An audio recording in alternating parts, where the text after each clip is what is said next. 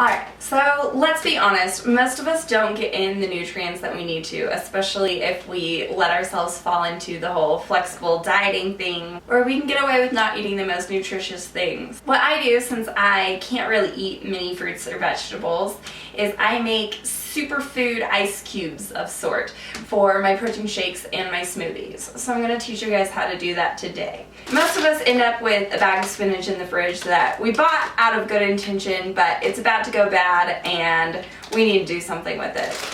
So I take an entire bag of spinach and I'm going to put it in my blender with a little bit of almond milk. On top of that, I'm going to add a few different things that I have laying around the house. I have some powdered acai berry and powdered carrot. So I'm going to use those as well as some kelp powder. Kelp is high in vitamin K and folate. It also helps regulate your body's thyroid hormones, which helps with growth. Carrot is high in beta carotene, which your body turns into vitamin A. It's also high in vitamin C as well as a great antioxidant. I'm going to use some acai, which most people know is very high in antioxidants. Vitamin C is also known as ascorbic acid. It helps with the common cold. It helps boost your immune system.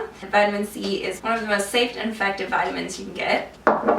Spinach, it's high in vitamin A, vitamin C, and iron. So now you know kind of what all is going into this. Let me show you how it's going to work and how I use them. You're going to need to add a little bit at a time because you're not going to get all of it in the blender at once. Don't add too much almond milk. I try and keep it around 2 cups because we're going to pour it into ice cube trays and you want it to come out almost evenly. Just got that blended up a little bit so I can add more spinach.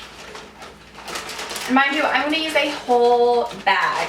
So once you puree that and put it in the little ice cubes, you're actually getting quite a bit of spinach in every ice cube. I don't worry about any of the macronutrients that come from this. I don't track this into my macros. It's just good peace of mind knowing I'm getting a little more nutrients than normal in. You want to make sure you get it really, really blended too so it's not chunky. Like if it gets too thick, just add a little bit more milk. I use the coconut almond milk because it's the lowest in calories. As you can tell, it takes a pretty good amount of blending to get this all mixed up, but it will.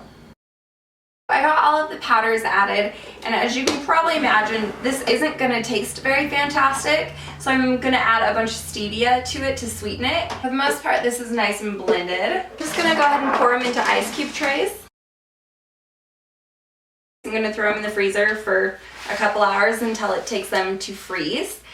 And after that, so I don't take up too much space in the freezer, I'm going to crack them and dump them into a gallon Ziploc and keep them on hand in my freezer. Once you have your frozen ice cubes, I only use about 1 or 2 in every one of my protein shakes or smoothies.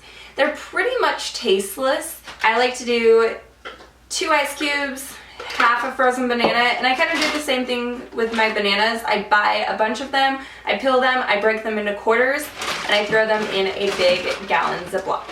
I don't normally do smoothies, but I do a lot of protein shakes. My particular favorite at the moment is the chocolate milkshake by First Form. Without even trying, you've got all sorts of added vitamins, minerals, some micronutrients going on, plus it makes it a little more cold, a little thicker, and takes 0 effort.